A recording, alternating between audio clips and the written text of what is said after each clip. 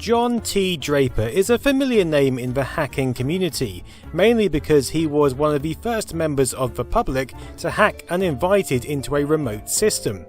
In the 60s, he discovered that a free toy whistle in a packet of Cap'n Crunch could produce a perfect 2600 Hz tone.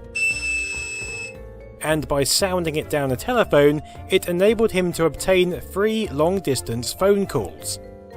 This was a method of controlling telephone switches known as phreaking, which actually led to his imprisonment, thereby becoming one of the first criminal hackers.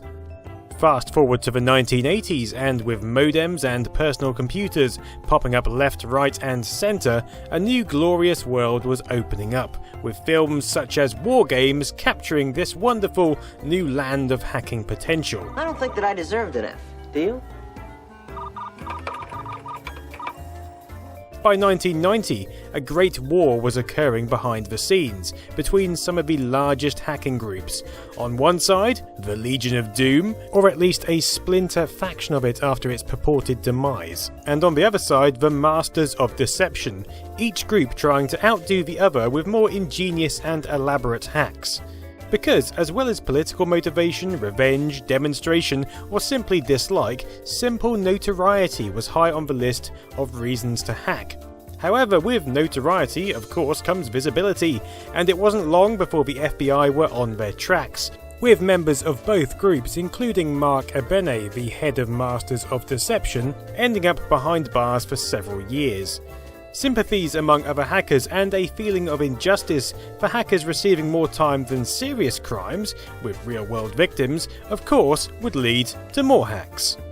And so, with the rise of the internet, the hacking playground was growing, and to police this playground, laws were brought into place to try and keep order, including the Computer Misuse Act of 1990. These were tentative days, filled with GeoCities, Alta Vista, Ask Jeeves, low resolution, low colour, GIFs, more GIFs, never-ending GIFs, perhaps some GIFs as well, crap fonts, oh, and lots of keyword spamming. This was a domain, if you'll excuse the pun, where many people were just getting to grips with what they were doing, and so, as you'd expect, knowledge was thin on the ground. This was never more apparent than system and website security. So then, welcome to my top website hacks of the 1990s. Before we begin, just be sure to flex your neck muscles so you can look away when appropriate. 20th of September 1996 and the CIA website. Now here's what it should look like. You can see the red writing. Unauthorized modification of any information stored on this system may result in criminal prosecution. And here's what it looked like shortly after. Now this is a hack by Swedish group Power Through Resistance. This was in response to Swedish prosecutor Bo Skarinder prosecuting 5 people for hacking earlier that week. You can see their message stating, "F*** you to the Central Intelligence Agency worldwide website. But we already know you're all lame assholes." Now this is a demonstration of hackers banding together and supporting their own in the best way they know how to, and although it didn't remain up for long, it was enough to reach CNN News at the time. You can see the usual links are long gone, and instead we can navigate to the Hackers Defense Foundation, Flashback News Agency, and a few more places, including nude girls. Yeah, you'll find this is a running theme throughout hacked sites of the 90s. Okay, 12th of December 1996, and we cross the pond for the British Labour Party. Here's how Tony Blair looked originally, in this sparse but easy to navigate site. And here we are, post-hack. As you can see, nothing has changed. Oh, my bad, some links have changed. The budget response. More of those lies all parties feed you close to an election. Hilarity. The road to nowhere. New information, same old lies, new packaging. And so on, along with a nice hacked Labour image. At the time you might have been hard pressed to spot the difference, but here we have a politically motivated hack, albeit a light-hearted one by the group AOHP. It's only fair then that we visit the Conservative Party page on the 27th of April 1997. Here's the Right Honourable John Major MP, looking much like John Major, and then... well, again, it's hard to notice the difference. I'm just kidding. Now here we have a much more focused political attack with a long message. It basically boils down to the Conservatives claiming that all communication breakthroughs started under their governments, and the hackers pointing out that they had actually nothing to do with the breakthroughs, they just happened to be in power. There also seems to be an EU flag, which seems appropriate. Now, back across the pond, this one is interesting if only for the fact that it stayed up for an entire week. I mean, this was a time when IT was sparse and slow to act. It's the Legal Employment Network, who apparently specialise in providing legal employment to hookers and strippers, so they can yeah, you get the idea. Anyway, this was hacked by the individuals Mad S, War B, Power RT, Dell, KNS. Nice work, lads. Okay, now here we have probably the most targeted organisation on the web, in this part of the 90s at least. It had been hacked twice in December 1996 by Storm with some pretty graphical content, but it was also very possibly the first time a hacked site had JavaScript and frames. You remember frames, don't you? They used to be all the rage in the 90s. They allowed you to have different sections of a website page. You could scroll at your own will. Anyway, here was now a different hack on the 5th of March 1997. This time we have the sympathetic pleas of Haggis acknowledging the plight of Kevin Mitnick, one of the most notorious hackers of the time, and actually the first hacker to appear on an FBI Most Wanted poster for wire fraud and various other hacks within the preceding 2 years. Good on you, Kevin. This page states that he's been rotting in a prison cell for 2 years over his desire to learn, and still hasn't gone to trial. It also talks of Ed Cummings thrown into prison for possessing nothing more than a couple of pieces of electronics from Radio Shack. If that's the case, then I am in a whole heap of bother. 8th of December 1997, and it was Yahoo's turn. Now this was no small fry, because Yahoo was a huge player back in the 90s. It was one of the main portals to the web, offering email, news, and a pretty good search engine for the time. Do you, Yahoo? So anyone who could pull off an attack here was, well, clearly ahead of the class. It would take the combined powers of Pants and Haggis to try and hold the US government to ransom by demanding the release of, yep, you guessed it, Kevin Mitnick.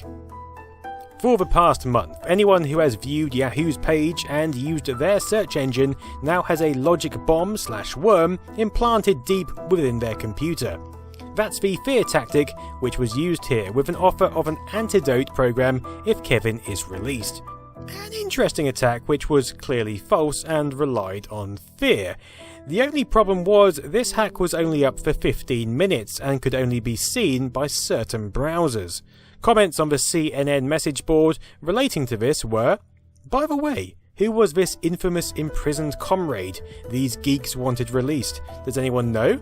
Knowing who it is would be a good way to track down the hackers. And that's from Grant Webster. Thank you, Grant. And we also had a sparky member of the public deciphering the alphanumeric part of the ransom to read, "Hey Mr. Security Expert, if you're so something, how come you're always getting owned by us ankle biters?" But the best bit here is what their virus would do. Apparently one of the functions was it will cause an acceleration of clocks to the year 2000.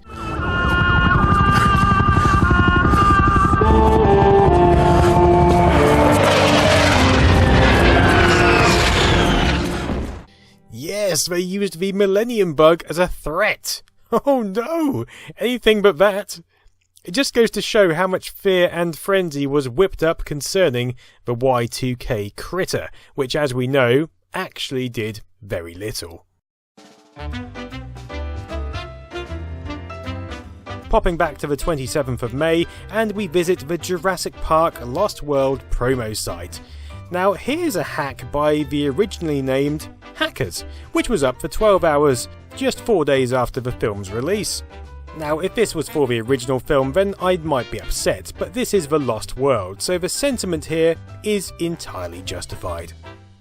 14th of November 1997, and it's the turn of the Spice Girls, or at least the Spice World page of their website. You remember that movie, don't you? Here we go. The backlash has started. Yeah, of course you do. Essentially, this is a hack to plea for them to stop making music, courtesy of Team Code Zero. I don't know about you, but I'm quite partial to some... It's amazing how much clipping music in the 90s had. Okay, how about something a little more serious? A website which you might think would have the highest security possible and therefore be completely unhackable. Well, hello there, US Army. The day is Sunday the 8th of March 1998, and those sly little dogs of a Noid crew have been hard at work hacking 3 separate United States Army servers. They took little time in promoting how incredible their hack had been. This is where it happens, where some of the most advanced US Army software is developed. This hack is once again proving that any network, no matter how large, is exploitable. I like your jib, Noid. The aim here seems to be to alert the public about how exploitable these pages are, a kind of public service announcement, and also how the media are in the government's pocket. It wasn't up for long, but to make sure they got the point across, the next day they went after the US Navy, detailing their views on, well, how crap the government is at keeping their secure. I guess the person they really should have been talking to was Bill Clinton, if he wasn't too occupied, that is. Welcome to MonicaLewinsky.com, hacked by Magic FX on the 5th of March 1999. The original isn't even a proper site, it's more of a holding page registered on behalf of Ms. Lewinsky. However, she never took up the offer to use it and explain her story. So, it was hacked. This was right after Ms. Lewinsky had informed an entire nation, well, actually the world, that the president's wife couldn't do it for him. Yes. You did? Yes. Here then we have a fervid supporter of, well, common decency and manners, I guess.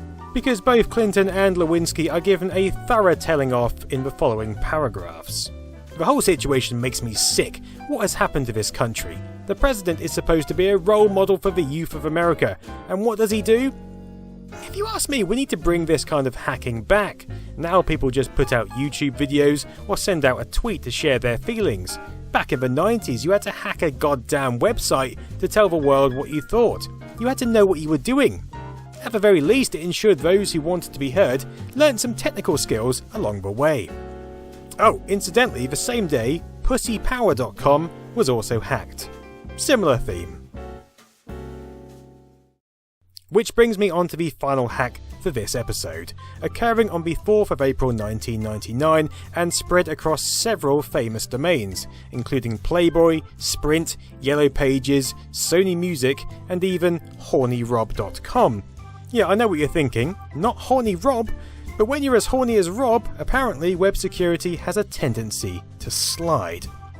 The replacement is this site featuring a UK flag emblazoned with Yorkshire Posse. Big ups to you guys. But the main theme is explained here. As you read this, the RCMP, NASA, and the FBI are persecuting a man in Sudbury, Ontario, with 99 criminal charges. Just what exactly did he do? Well, read on to be schooled. This is the comeuppance for Jason Mewini, for apparently defacing the NASA webpage. You remember, we've just spoken about it. It appears that the Yorkshire Posse are making a declaration of war against all that would challenge the freedom of Canadians with such ludicrous actions. They go on to say, we have broken into your phone companies, your breweries, and everything else you hold sacred. Wait a second, breweries? These lads are making a serious political statement, and they're off for a slash-up. You can tell they're from Yorkshire.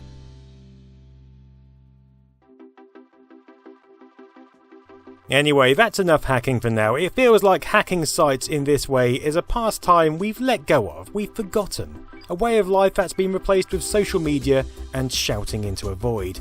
It's a shame, but at least we can look back and relive it through the magic of YouTube. Maybe if we had that in the 90s, things would have been very different. I mean, for one, the buffering times and quality would have been utterly disastrous. If you liked this video, please let me know by thumbing up or thumbing down, or leaving a comment with a hack that you've heard of from the past. And then maybe I can look at some more top internet hacks of the 90s. There's certainly plenty more to see, let me tell you that, and I've seen some horrible, horrible things. Anyway, thanks for watching, and have a great evening.